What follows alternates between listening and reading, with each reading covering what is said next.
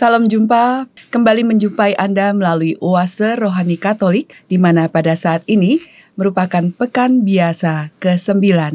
Dan pada hari ini senang sekali bisa berjumpa dengan Anda semua. Semoga Anda semua dalam keadaan yang penuh sukacita. Dan saat ini telah hadir di studio Romo Diosesan Vincentius Adi Prasojo beserta dengan Alexandra Sisi. Dan tentunya kita semua siap untuk menyimak dan juga menerima inspirasi pewartaan dari Romo Adi. Mari kita sapa Romo Adi. Salam jumpa Romo, apa kabarnya? Salam jumpa Sisi, Tuhan memberkati kita semua. Amin Romo. Dan semoga Romo selalu dalam keadaan yang selalu bersemangat, sehat selalu dan luar biasa selalu. Amin. Ya, amin. Dan mari kita buka hati kita siapkan diri kita untuk menyapa Allah Bapa di surga melalui doa pagi, doa pembuka yang dipimpin oleh Romo Adi. Mari kita siapkan hati kita dalam nama Bapa dan Putera dan Roh Kudus. Amin. Allah Bapa Maha Kasih, Engkaulah sumber kehidupan kami. Dari mula hidup kami berasal dan akan kembali kepadamu. Terima kasih ya Bapa untuk hari baru yang kami alami hari ini. Semoga dengan berkat dan penyertaan-Mu, hidup kami di hari ini semakin Kau tambahkan dengan sukacita dan kegembiraan iman, karena kami boleh sungguh semakin mengalami penyertaan dan kasih-Mu yang tanpa batas. Terima kasih ya Tuhan untuk kesempatan pada hari ini, di mana kami Kau ajak untuk juga semakin setia beriman dan bertakwa kepadamu. Kini ya Bapa, bukalah hati kami, akal budi dan pikiran kami, agar kami sungguh dapat menyediakan waktu dan mengarahkan batin untuk mendengarkan firman-Mu, mendengarkan sabda-Mu. Kami mohon semoga sabda-Mu semakin menguasai hidup kami, semakin menjadi terang bagi perjalanan hidup kami sehari-hari. Karena hanya dengan itulah hidup kami semakin menjadi cahaya pula bagi banyak orang. Demi Yesus Kristus Putra-Mu, Tuhan dan pengantara kami, yang hidup dan berkuasa bersama Dikau dan Roh Kudus, Allah sepanjang segala masa. Amin. Dalam nama Bapa dan Putera dan Roh Kudus. Amin. Doa pembuka yang tentunya akan menguatkan kita semua dalam aktivitas kita pada hari ini, hari Selasa 6 Juni 2017. Dan pada hari ini kita akan memperoleh inspirasi yang berasal dari bacaan pertama dari kitab Tobit, yaitu bab 2 ayat 9 sampai 14. Kemudian kita juga akan memperoleh inspirasi dari bacaan Injil, dari Injil Yesus Kristus menurut Markus, bab 12 ayat 13 sampai 17. Kini kita awali dari bacaan pertama, kitab Tobit, bab 2 ayat 9 sampai 14. Pada malam sesudah menguburkan jenazah, aku, Tobit, membasuh diri. Lalu aku pergi ke pelataran rumah dan tidur dekat pagar temboknya. Mukaku tidak tertudung karena udara panas. Aku tidak tahu bahwa ada burung pipit di tembok tepat di atas diriku. Maka jatuhlah tai hangat ke dalam mataku, lalu muncullah bintik-bintik putih. Aku pun lalu pergi kepada tabib untuk berobat. Tetapi semakin aku diolesinya dengan obat, semakin buta mataku karena bintik-bintik putih itu sampai buta sama sekali. 4 tahun lamanya aku tidak dapat melihat. Semua saudaraku merasa sedih karena aku. 2 tahun lamanya aku dipelihara oleh Ahikar sampai ia pindah ke kota Elumeis. Di masa itu istriku Hana mulai memborong pekerjaan wanita. Pekerjaan itu pun diantarkannya kepada para pemesan dan ia diberi upahnya. Pada suatu hari, yaitu tanggal 7 bulan Dustrus, diselesaikannya sepotong kain. lalu diantarkannya kepada pemesan. Seluruh upahnya dibayar dan ditambah juga seekor anak kambing jantan untuk dimakan. Tetapi setibanya di rumahku, anak kambing itu mengembik. Maka aku memanggil istriku dan bertanya, "Dari mana anak kambing itu? Apa itu bukan curian? Kembalikanlah kepada pemiliknya, sebab kita tidak boleh makan barang curian." Sahut istriku, "Kambing itu diberikan kepadaku sebagai tambahan upah, tetapi aku tidak percaya kepada istriku. Maka kusuruh dia mengembalikan anak kambing itu kepada pemiliknya. Karena perkara itu, aku sangat malu karena istriku." Tetapi dia membantah, katanya, "Apa gunanya kebajikanmu? Apa faedahnya semua amalmu itu? Lihat saja apa gunanya bagimu." Demikianlah sabda Tuhan. Syukur kepada Allah. Para gembala baik dan murah hati, kini kita tanggapi bacaan dari kitab Tobit dengan Mazmur tanggapan dari Mazmur 112. Hati orang jujur teguh, penuh kepercayaan kepada Tuhan. Hati orang jujur teguh, penuh kepercayaan kepada Tuhan. Berbahagialah orang yang takwa pada Tuhan, yang sangat suka akan segala perintahnya. Anak cucunya akan perkasa di bumi, keturunan orang benar akan diberkati. Hati orang jujur teguh, penuh kepercayaan kepada Tuhan. Ia tidak takut kepada kabar buruk, hatinya tabah, penuh kepercayaan kepada Tuhan. Hatinya teguh, ia tidak takut, sehingga ia mengalahkan para lawannya. Hati orang jujur teguh, penuh kepercayaan kepada Tuhan. Ia murah hati, orang miskin diberinya derma. Kebajikannya tetap untuk selama-lamanya. Tanduknya meninggi dalam kemuliaan. Hati orang jujur teguh, penuh kepercayaan kepada Tuhan. Kini kita masuki bait pengantar Injil. Mari kita siapkan diri kita buka hati kita, kemudian kita lanjutkan dengan Injil Yesus Kristus menurut Markus bab 12 ayat 13 sampai 17. Haleluya, haleluya, haleluya. Haleluya, haleluya, haleluya. Semoga Bapa Tuhan kita Yesus Kristus menerangi mata budi kita, agar kita mengenal harapan panggilan kita. Haleluya, haleluya, haleluya. Tuhan sertamu Dan sertamu juga. Inilah Injil Yesus Kristus menurut Markus. Dimuliakanlah Tuhan. Pada waktu itu beberapa orang Farisi dan Herodian disuruh menghadap Yesus untuk menjerat dia dengan suatu pertanyaan. Orang-orang itu datang dan berkata kepadanya, "Guru, kami tahu Engkau adalah seorang yang jujur. Engkau tidak takut kepada siapapun, sebab Engkau tidak mencari muka, tetapi dengan jujur mengajarkan jalan Allah. Nah, bolehkah kita membayar pajak kepada kaisar atau tidak?" Tetapi Yesus mengetahui kemunafikan mereka, lalu berkata kepada mereka, "Mengapa kalian mencobai aku? Tunjukkanlah suatu dinar untuk kulihat." Mereka menunjukkan sekeping dinar. Lalu Yesus bertanya, "Gambar dan tulisan siapakah ini?" Jawab mereka, "Gambar dan tulisan kaisar."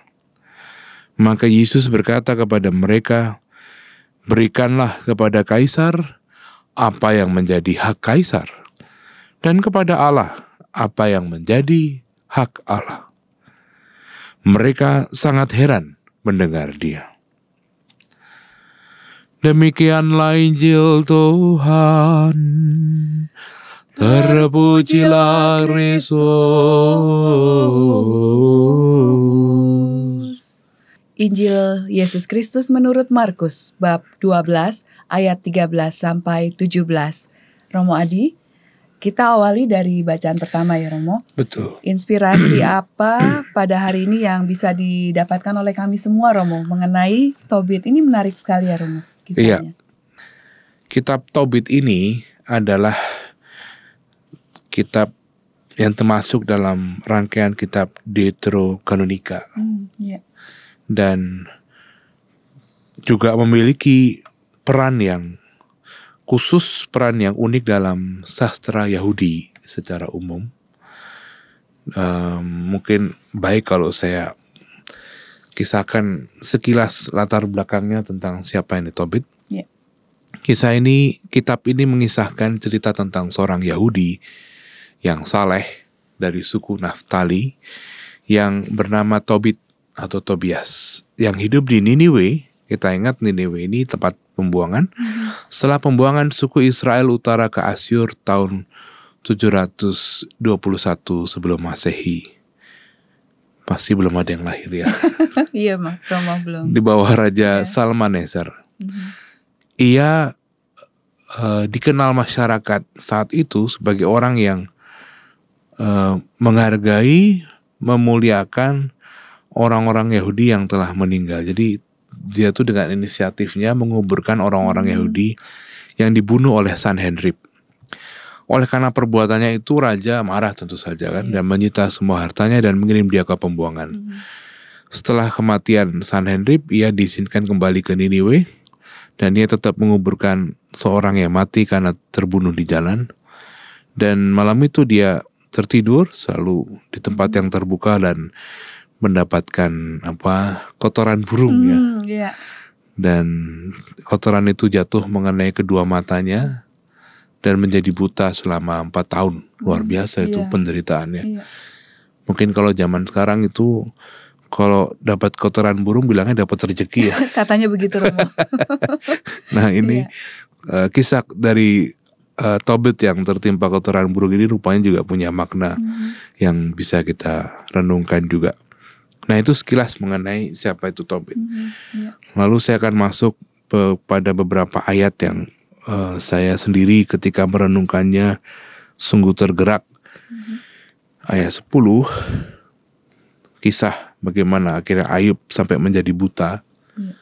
Setelah kejatuhan kotoran burung, disembuhkan oleh para tabib, malah semakin buta. Iya, malah semakin parah. Kalau sekarang bisa dituntut ini malpraktek ya, mungkin ya. Sampai 4 tahun lamanya. Dan dalam ada beberapa terjemahan dari kitab Tobit ini. Ada versi lain, versi Vulgata.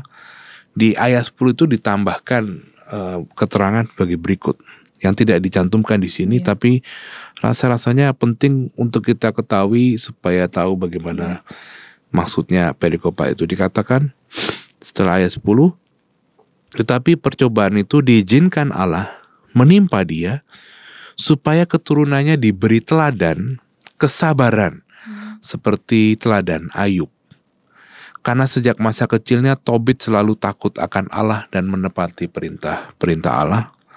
Maka ia tidak marah hati kepada Allah meski ia ditimpa kebutaan. Dia tidak marah karena dia sungguh takut dan sungguh setia pada perintah-perintah Allah. Mungkin tidak terbersit dalam pikiran dia ya Romo ya.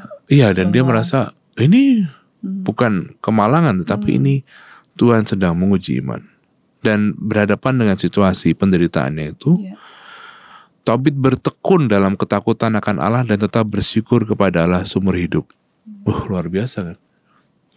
Pada zaman itu, pada saat itu Tobit sudah memiliki pendalaman iman seperti itu. Ya, apapun disyukuri ya Romo ya. Betul. Dan seperti Ayub dulu, Ayub itu kan dinistakan, dibikin susah oleh raja-raja. Demikian juga Tobit itu ditertawakan oleh kaum kerabat dan teman-temannya. Ditertawakan karena Tobit menderita seperti itu. Lalu juga istrinya juga meninggalkan dia karena situasi yang sama. Mirip seperti Ayub kan, kisahnya itu. Ketika teman-temannya mengejek dia, berkata, "Di mana pengharapanmu? Padahal kamu sudah bersedekah, sudah mengadakan penguburan-penguburan itu." Tapi Tobit menegur mereka dan berkata, "Jangan berkata demikian, sebab kita ini ialah anak-anak orang suci, dan kita mengharapkan kehidupan yang akan dianugerahkan Allah kepada mereka yang tidak pernah meninggalkan kepercayaan kepadanya." Dan ini penting untuk kita ketahui, mengapa Tobit tetap bertahan dalam iman di tengah penderitaannya, karena dia yakin betul dia mengharapkan kehidupan yang akan diberikan Allah kepada mereka yang tidak pernah meninggalkan kepercayaan kepadanya, apapun situasinya. Pada ayat berikutnya, ayat 14. Ayat 14 ini mungkin juga mewakili pertanyaan orang-orang yang kurang beriman, atau yang pada zaman itu diyakini sebagai umum. Istrinya itu kan membantah dan semacam mengejek Tobit, mengatakan, "Apa gunanya kebajikanmu? Apa artinya semua amalmu itu? Lihat saja, tidak ada gunanya bagimu. Kamu berbuat amal, bersedekah, berbuat baik. Toh, kamu tetap menderita, buta 4 tahun, dan sebagainya." Nah, di balik kata-kata istri Tobit ini dalam ayat 14, di situ ada pemahaman teologi tradisional umat perjanjian lama yang mau dibongkar oleh kisah Ayub dan kisah Tobit. Dan sama seperti kitab Ayub, kitab Tobit ini mau semacam melakukan lompatan teologis. Dari apa? Dari ajaran tradisional yang mengatakan bahwa yang namanya kemalangan adalah hukuman dari dosa. Jadi kalau ada orang menderita, orang sakit, itu pasti karena dia berdosa. Bahkan ajaran tradisional ini masih ada di zaman Yesus kan, kalau kita ingat. Iya, masih, Romo. Mengapa orang-orang kusta, para janda, dan orang-orang yang berbuat dosa itu disingkirkan dari masyarakat? Karena paham ini masih hidup. Mengatakan bahwa mereka itu sial, mereka menderita karena mereka dikutuk Tuhan, mereka berdosa di hadapan Tuhan. Itu hukuman. Kitab Tobit pada zaman itu sudah memiliki penghayatan teologis yang melompat dari zamannya, dan ini saya kira mutiara iman yang bisa kita temukan dalam kisah Tobit ini. Jadi ini sungguh menarik karena ya seperti gebrakan begitu ya, Romo, bahwa ada lompatan teologis tadi. Itu yang harus juga kita ambil maknanya ini. Betul. Ya, Romo, ya. Mungkin zaman kita sekarang itu sudah menjadi keyakinan iman yang lazim. Bahwa ya Tuhan mengizinkan sukacita maupun pencobaan. Ada kata-kata bijak mengatakan Tuhan mencobai kita sejauh kemampuan kita dan segala macam. Itu sekarang, tapi zaman dulu ketika masih ada pemahaman tradisional, ya orang menderita itu hukuman, orang dihukum karena dosa. Dan Tobit mau memperlihatkan bahwa meskipun dia menderita, meskipun dia sakit, meskipun dia buta, ditinggalkan istri dan ditertawakan oleh rekan-rekannya, dia mengatakan bahwa kehidupan akan diberikan Allah kepada mereka yang tidak pernah meninggalkan kepercayaan kepadanya. Dan itu poin yang istimewa. Iya. Ini sungguh menarik dan semoga juga ini bisa dipetik maknanya untuk semua kami, karena ya semoga juga tidak ada lagi yang berpikir kalau mendapatkan kemalangan saat-saat ini itu artinya saya mendapat hukuman dari Tuhan karena saya telah berbuat ini, berbuat itu. Semoga tidak begitu lagi ya, Romo, dengan adanya apa yang kita dapatkan inspirasi pada hari ini. Ya.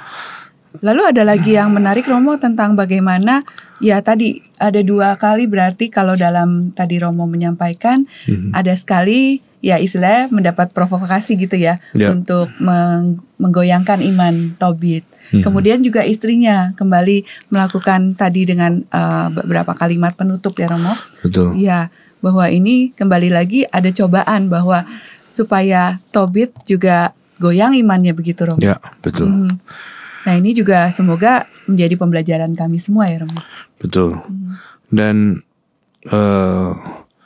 setelah itu dalam poin yang permenungan saya yang kedua, yang mau menjelaskan secara utuh kitab Tobit setelah kisah dari perikopa ini dijelaskan pada perikopa selanjutnya, tapi karena tidak bisa dipisahkan maka saya sampaikan sekarang bahwa akhirnya kitab ini boleh dikatakan berakhir bahagia, penuh sukacita, happy end ya.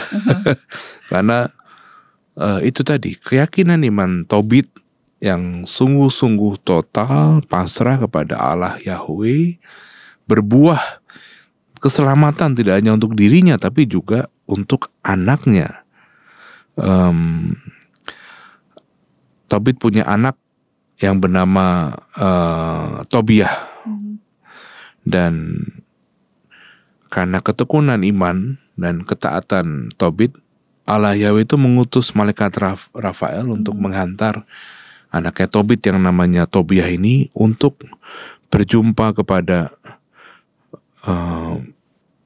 karena Allah mengubah kemalangan menjadi sukacita besar. Allah mengutus malaikat Rafael menemani Tobiah kepada Raguel, dan bahkan anaknya Tobit ini dipertemukan dengan calon istri yang bernama Sarah, dan Tobiah inilah yang akan membawa obat yang bisa menyembuhkan mata Tobit ayahnya.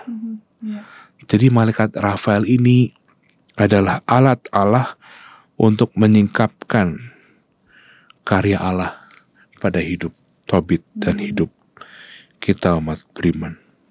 Kisahnya luar biasa karena memang kitab ini disusun untuk membina iman umat pada waktu itu. Jadi poin kedua bahwa kitab Tobit mengajak pembaca supaya melihat penyelenggaraan ilahi yang berkarya dalam hidup sehari-hari dan betapa dekatnya Allah yang penuh belas kasih.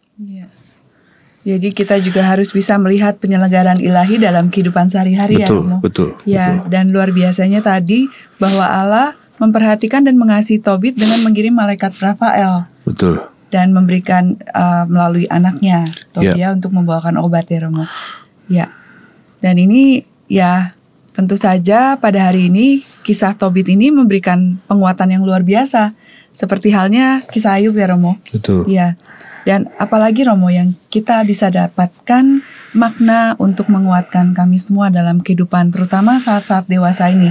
Dewasa ini tidak mudah ya Romo dalam melewati perkembangan-perkembangan yang ada. Saya kagum dengan iman Tobit yang tetap bertekun dalam keadaan apapun. Karena dalam hatinya dia yakin bahwa Allah akan mengubah kemalangan menjadi sukacita besar. Dan dengan begitu, Tobit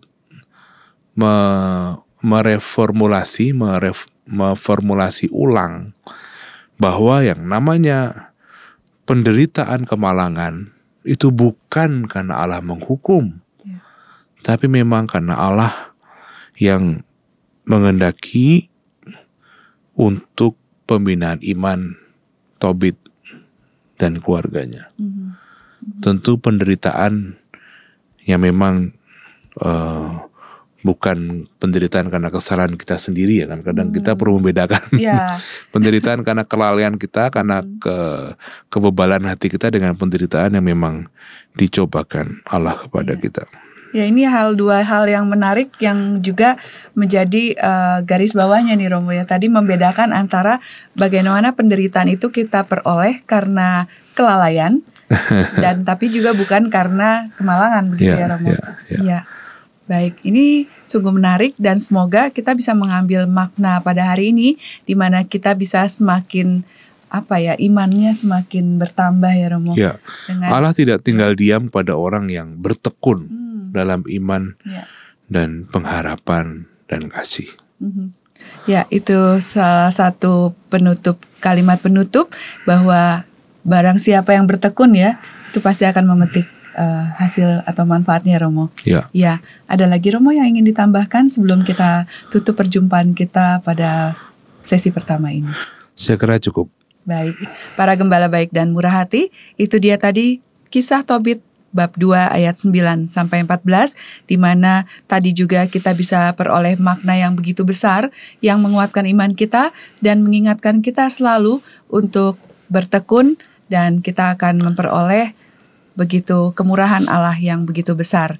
Baik, dan kita akan akhiri sesi pertama perbincangan rohani dalam Oase Rohani Katolik.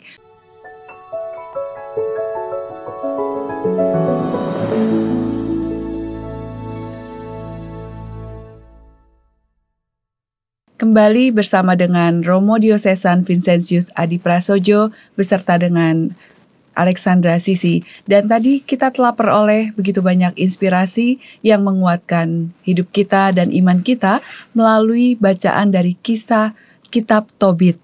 Dan Romo Adi kiranya bisa memberikan kesimpulan.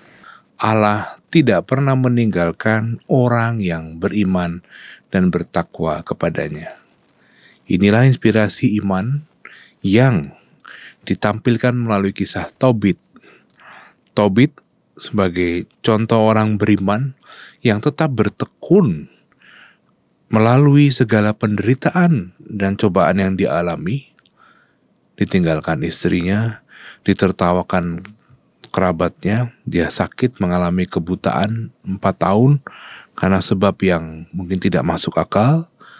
Tapi dia tetap bertekun dan percaya karena dia yakin pada waktunya Allah memberikan sukacita besar. Dan betul, ketekunan iman Tobit berbuah sukacita yang besar.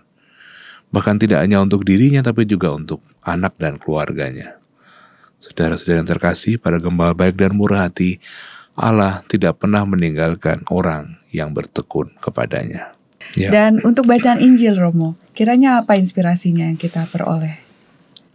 Dalam bacaan Injil Markus bab 12 ayat 13 dan 17 ini, dalam konteks umum bahwa ini menjadi rangkaian dari pokok-pokok persoalan perbincangan Yesus dengan para penatua, para imam Yahudi.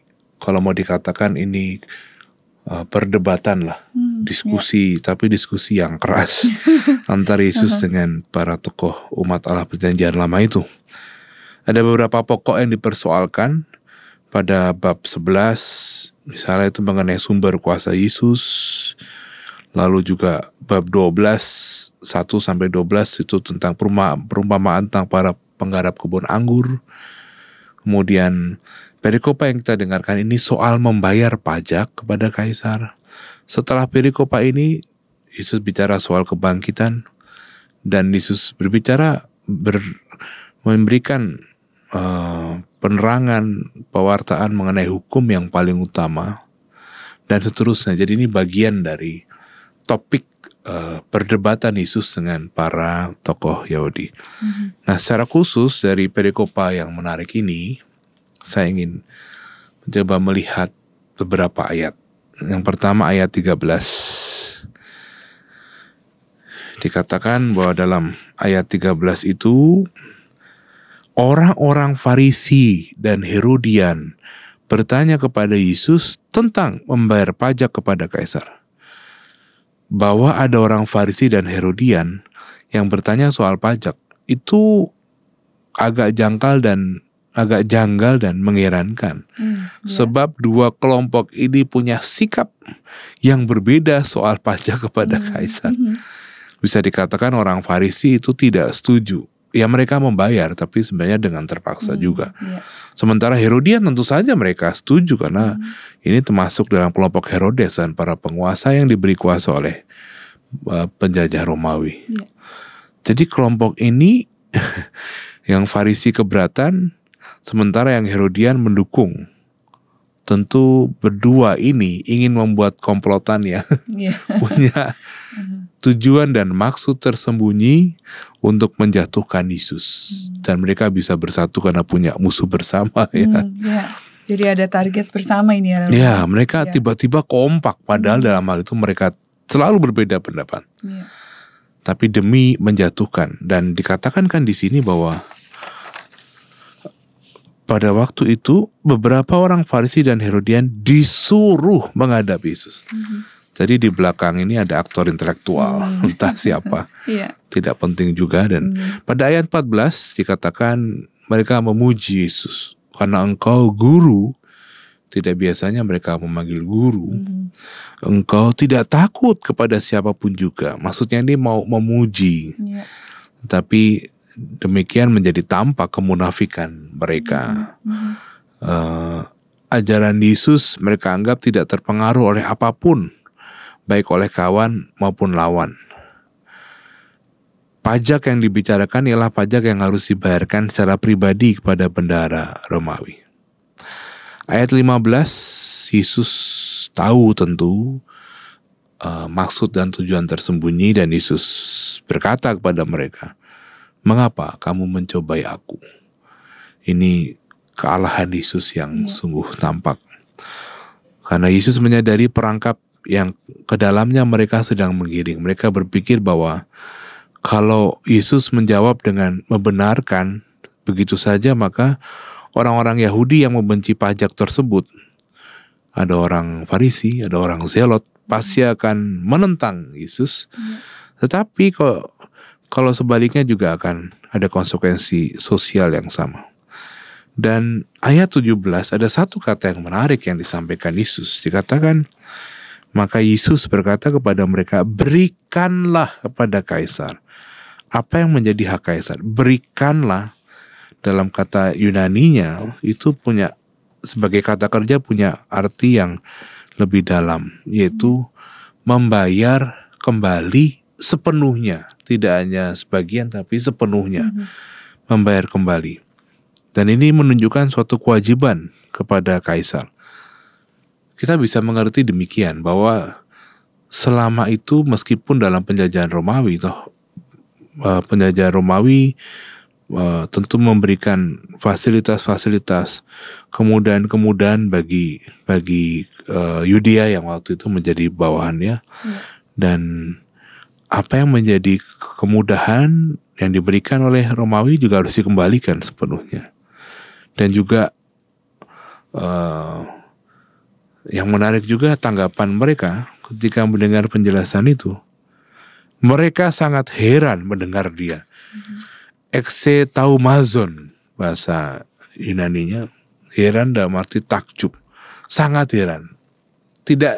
Pasti tidak mereka perkirakan jawaban Yesus yang seperti itu. Wow. Lalu diskusi selesai dan mereka mendapat inspirasi. Jawaban yang sempurna, yang tidak hanya membuyarkan jebakan mereka, tapi juga sekaligus Yesus mau mendidik iman mereka, membina iman mereka.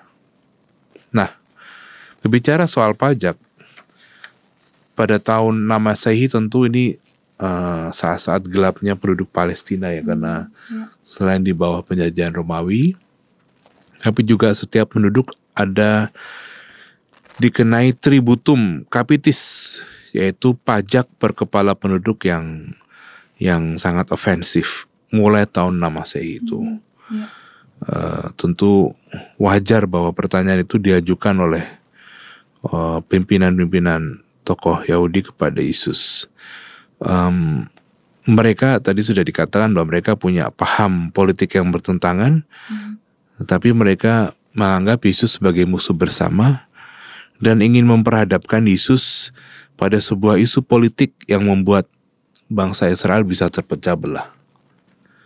Jadi kita sepertinya familiar dengan situasi yang Yesus alami ya.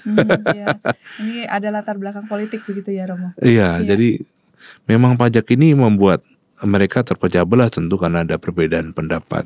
Dan Yesus diperhadapkan pada topik isu sensitif. Ya kalau sekarang seperti isu intoleransi dan segala macam itu ya. Nah, dalam hal ini, dalam kelompok-kelompok di Yudea sendiri berbeda pendapat. Orang Zelot tentu mereka menolak membayar pajak pada pemerintah asing. tidak mau sama sekali. Mereka kan melawan dengan kekerasan kan, orang Selot. Orang Farisi membayar tapi keberatan. Herodian pasti rela membayar karena mereka mendukung pemerintahan Roma. Tapi Yesus dengan hikmat yang maha tinggi, Yesus menggunakan koin yang bergambar kaisar. Koin itu adalah instrumen yang yang diberikan kekaisaran untuk ekonomi, untuk uang, untuk sosial, untuk perdagangan dan segala macam. Alat tukar begitu. Alat tukar, instrumen yang diberikan kaisar untuk kehidupan mereka. Karena itu Yesus mengatakan, ya berikanlah, bayar kembali sepenuhnya. Koin ini kan dari kaisar. Kembalikan semua hal terkait soal koin, soal tata hidup bersama, sosial ekonomi, soal pasar itu kepada kaisar. Dan dengan demikian ada satu poin yang juga menarik untuk kita renungkan sekarang, bahwa sebenarnya ajaran kekristenan itu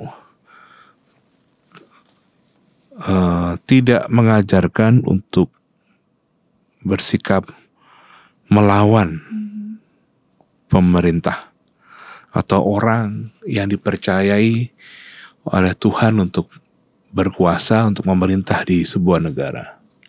Apalagi kalau pemerintahan itu pemerintahan demokratis yang memang pemerintahan dari rakyat untuk rakyat dan oleh rakyat. Tentu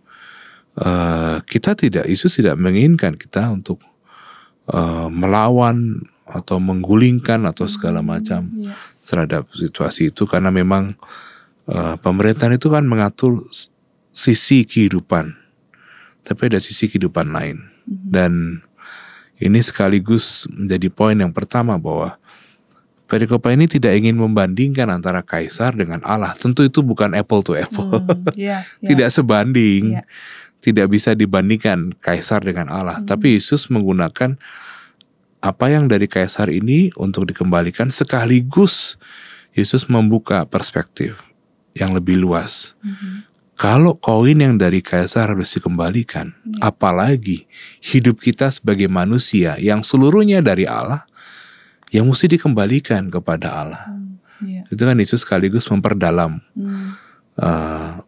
makna iman dalam kehidupan kan. Jauh melebihi semua instrumen, semua materi adalah hidup kita dari Allah. Maka kita persembahkan kepada Allah, dalam arti bahwa kasih kepada Allah itu mengatasi segala-galanya. Cinta kepada Allah mengatasi segala-galanya. Jadi ini hal yang tadi penting ya Romo ya. Jadi dua hal. Yang pertama tentu ajaran Yesus itu tidak meminta kita untuk selalu melawan pemerintahan, apalagi yang demokratis. Tidak berarti bahwa kita tidak boleh kritis, tapi bahwa melawan, menggulingkan dan segala macam tidak. Karena bagi kita orang beriman, pemerintahan adalah sarana untuk mencapai bonum comune, kesejahteraan umum.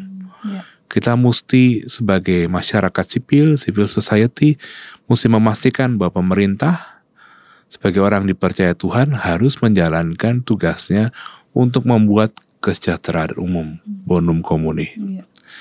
Itu yang pertama. Yang kedua, Yesus mau mengingatkan lagi bahwa di atas segala-galanya, di atas semua materi itu, di atas soal pajak, soal uang, soal sosial ekonomi adalah Allah yang harus kita kasihi sepenuhnya dan melebihi dari segala-galanya. Dan itu poinnya sih. Baik. Ini tadi dua hal yang sangat penting yang bisa kita peroleh sebagai inspirasi dari bacaan Injil Markus pada hari ini, yang tentunya juga memberikan nafas hidup kita sehingga kita selalu ingat bahwa tadi kita harus mengasihi Allah sepenuhnya dan di atas segala-galanya ya Romo. Ya. Baik. Lalu ada hal lain ya Romo? Ya tentu penjelasan Yesus, pengajaran yang Yesus lakukan ini tentu memberi terang kepada semua pihak saat itu Dan juga tentu saja kepada kita para pengikutnya kan, bahwa ya cinta kepada Allah itu menjadi yang utama melebihi segala-galanya.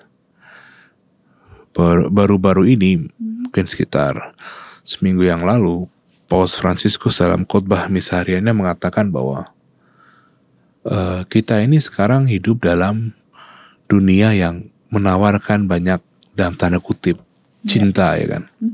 Tapi Paus mengingatkan, tapi peganglah dan ingatlah bahwa cinta kepada Allah itu adalah segala-galanya. Sekarang dunia kita menawarkan cinta-cinta lain, cinta dalam tanda kutip. Cinta akan uang, cinta akan kekuasaan, cinta akan materi, cinta akan diri sendiri, cinta akan kesesatan dan sebagainya. Dan saya kira ini anjuran Paus Fransiskus sangat konkret kan. Dan saya sendiri ketika merenungkan, oh iya betul ya. Di tengah lautan samudra cinta-cinta dalam tanda kutip yang ada dalam hidup kita, Paus mau mengingatkan bahwa ingatlah, cinta kepada Allah itu harus di atas segala-galanya, harus menjadi yang utama. Ya, baik. Ini sungguh juga merupakan penguatan, apalagi Bapak Paus sendiri yang menyampaikan bahwa cinta kepada Allah itu harus segalanya, di atas segalanya. Ya, ini sungguh memberikan kepada kita semua inspirasi dan juga perspektif yang menguatkan iman kita. Dan ada lagi Romo yang terkait dengan apa yang dikupas pada hari ini. Mungkin saya bisa langsung masuk dalam inspirasi hidup sehari-hari ya. Berangkat dari yang dikatakan Paus Fransiskus tadi, bahwa kita sungguh hidup dalam begitu banyak cinta. Cinta akan uang, cinta akan rejeki, bisa menjerumuskan seorang bapak kepala keluarga yang berjuang mati-matian dengan maksud baik untuk menghidupi keluarganya, tapi lalu tidak menyediakan banyak waktu untuk keluarganya misalnya. Awalnya baik tetapi kemudian diselewengkan. Cinta akan uang, mengejar kerja tapi melupakan hal yang lain. Cinta akan kekuasaan, luar biasa, dari tingkat RT sampai tingkat kepala daerah. Itu cinta akan kekuasaan itu bisa memecah belah hidup berbangsa. Bisa membuat pertemanan, persahabatan menjadi unfriend, unfollow dan ya betul Romo. Artinya kan Paus mengajak kita untuk melihat ke sesuatu dalam porsinya, usia proporsional melihat, dan bagaimana cinta kepada Allah itu menjadi yang utama. Itu dikatakan Yesus ketika dia mengatakan berikanlah, artinya kembalikan sepenuhnya. Kalau kepada Allah ya kembalikan sepenuhnya hidupmu, sepenuhnya kepada Allah yang pemilik kehidupan. Baik, namun tanpa terasa juga kita sudah berada di penghujung perjumpaan kita melalui Oase Rohani Katolik untuk edisi hari Selasa 6 Juni 2017. Namun sebelumnya, kiranya Romo bisa memberikan pesan pada kami semua. Yesus Tuhan kita mengajak kita untuk menyerahkan seluruh hidup kita kepada Allah, Sang Empunya kehidupan. Melalui kisah membayar pajak kepada kaisar ini, Yesus mau menggarisbawahi bahwa Allah itulah segala-galanya. Kasih Allah yang sudah kita terima, mari kita kembalikan lagi kepada Allah, kembalikan lagi kepada sesama. Dan iman kepada Allah itulah yang akan menyelamatkan. Sama seperti kesaksian iman Tobit dalam bacaan pertama yang sudah kita dengarkan, ketekunan iman Tobit berbuah menjadi sukacita besar bagi hidupnya, bagi anaknya dan keluarganya. Demikian. Kita akan berpisah pada edisi Selasa 6 Juni 2017 melalui Oase Rohani Katolik. Dan tentunya kita akan berjumpa kembali di edisi selanjutnya. Dan kami ucapkan terima kasih banyak atas perhatian Anda. Dan dengan ini Romo Diosesan Vincentius Adi Prasojo beserta dengan Alexandra Sisi pamit undur dari hadapan Anda dan kita akan berjumpa kembali di lain kesempatan. Kini saatnya kita siapkan diri kita buka hati kita untuk berdoa penutup melalui Romo Adi, kemudian kita mohon berkat Tuhan melalui Romo Adi. Mari kita arahkan hati kepada Tuhan. Dalam nama Bapa dan Putra dan Roh Kudus. Amin. Berbahagialah orang yang takwa dan beriman kepada Tuhan, yang sungguh tekun menjalankan perintahnya dan menyerahkan seluruh hidupnya. Karena kepada mereka lah sukacita iman akan dilimpahkan Allah. Allah yang Maha Baik, kami bersyukur kepadamu melalui firman-Mu hari ini. Kami Kau teguhkan kembali bahwa Engkau tidak pernah meninggalkan kami semua, bahwa melalui pelbagai dinamika hidup kami sehari-hari, Engkau berbicara, Engkau meneguhkan, Engkau memelihara dan memberkati hidup kami. Terima kasih ya Tuhan untuk setiap peristiwa yang boleh kami alami dalam hidup ini, baik peristiwa suka maupun duka, peristiwa menggembirakan, menyedihkan, peristiwa yang memudahkan hidup kami maupun yang menyulitkan hidup kami, bahwa melalui peristiwa apapun itu, Engkau hadir, menyertai dan meneguhkan kami. Ya Tuhan, berkatilah keluarga-keluarga kami, dimanapun mereka berada. Semoga kasih setiamu sungguh dialami oleh mereka juga. Teguhkanlah iman kami ya Tuhan dalam hidup sehari-hari. Semoga hidup kami boleh menjadi garam dan terang dunia. Allah yang Maha Kasih, dari mula hidup kami, akan kami serahkan hidup kami seutuhnya kepadamu, karena Engkaulah penguasa hidup kami. Allah yang Maha Kasih, dengan rendah hati kami mohon agar Engkau berkenan melimpahkan, mencurahkan berkat-Mu kepada para gembala baik dan murah hati, dimanapun mereka berada, dan keluarga-keluarga kami, karena kasih dan berkat-Mu yang Maha Kudus turun berlimpah ke atas kami semua, dalam nama Bapa, Putra, dan Roh Kudus. Amin. Amin.